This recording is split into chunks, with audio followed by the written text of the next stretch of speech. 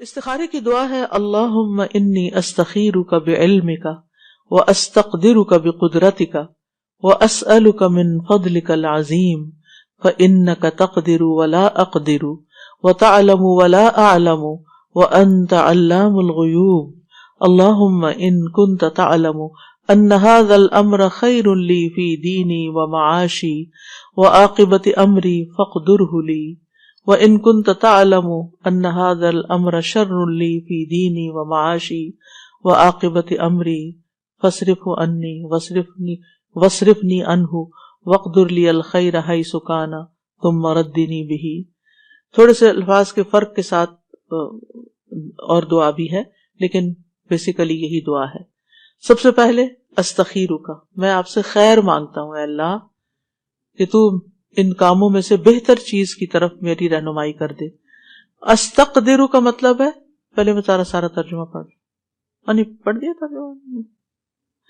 اے اللہ میں تجھ سے تیرے علم کی بدولت خیر طلب کرتا ہوں اور تیری قدرت کی بدولت تجھ سے طاقت مانگتا ہوں اور تیرے فضل عظیم کا سوال کرتا ہوں. بے شک قدرت تو ہی رکھتا ہے، مجھے کوئی قدرت نہیں، اور تو جانتا ہے اور میں کچھ نہیں جانتا، اور تو تمام پوشیدہ باتوں کو جاننے والا ہے. اے اللہ اگر تو جانتا ہے کہ یہ کام، اور کام کا یہاں نام لے، صرف یہ کام نہ کہیں بلکہ فلاں جگہ شادی کرنا بچے کی، یا کوئی اور کام، یہ بزنس کرنا، یہ جاب لینا، بولیں اس لفظ کو، اردو میں بول دیں بے شک.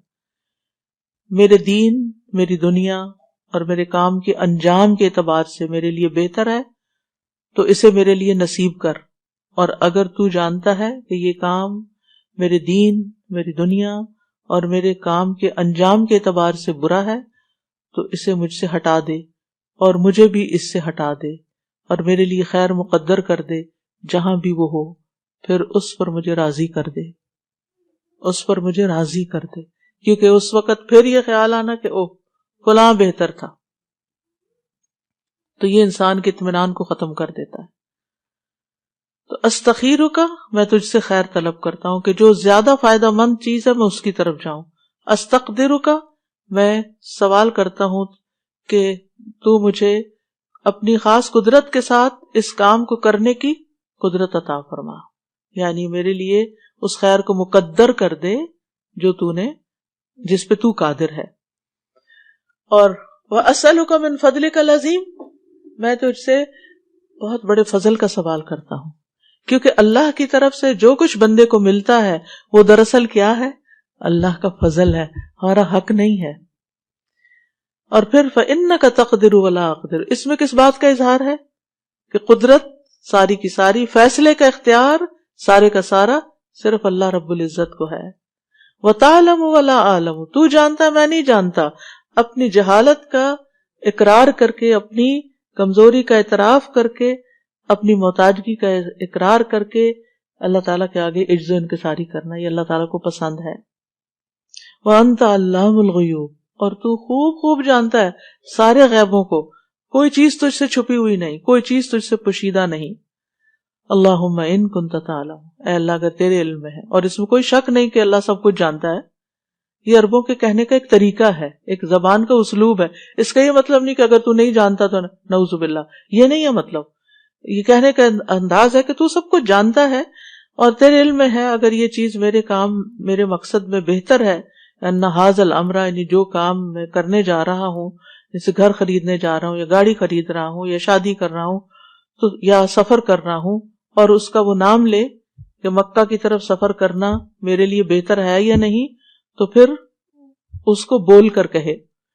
اور بعض اہل علم کہتے ہیں کہ اگر وہ اس کو کہنا ہی نہیں آ رہا تو دل میں جو ہے ادھر ہی اشارہ کرے کہ یا اللہ جو میرے دل میں جو میں چاہتا ہوں اگر وہ میرے لیے بہتر ہے تو یہ بھی کر سکتے ہیں. لیکن افضل کیا ہے؟